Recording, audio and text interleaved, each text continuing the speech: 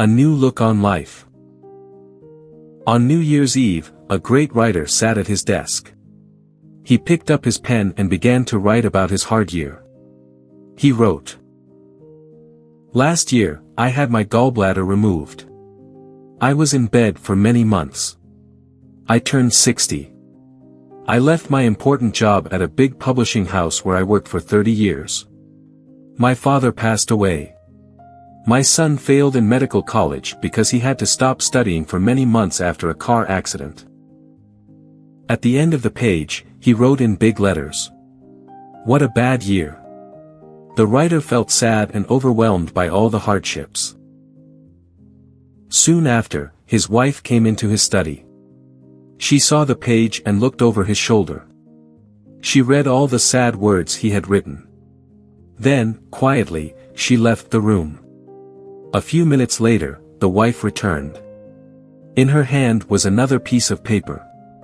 Gently, she placed this new paper next to the one her husband had written. The writer took his wife's paper and began to read. On her paper, she had written, "Last year, you recovered from the pain of your gallbladder. You are now healthy. You turned 60 in perfect health. You will have time to write and create new books. You have been contracted to publish important work. Your father lived a long, peaceful life until he was 85. He passed away without pain. Your son survived a car accident. He recovered fully and is doing well." The wife ended her note with a joyful message. What a year! Our good luck has overcome our bad luck. The writer read his wife's words slowly. He thought about them. He realized that his view of the past year was only one side of the story. His wife had shown him a new way to look at life. Sitting quietly, he began to understand that every hardship comes with a lesson. Sometimes we only see the problems. But if we look carefully, we can also see the blessings.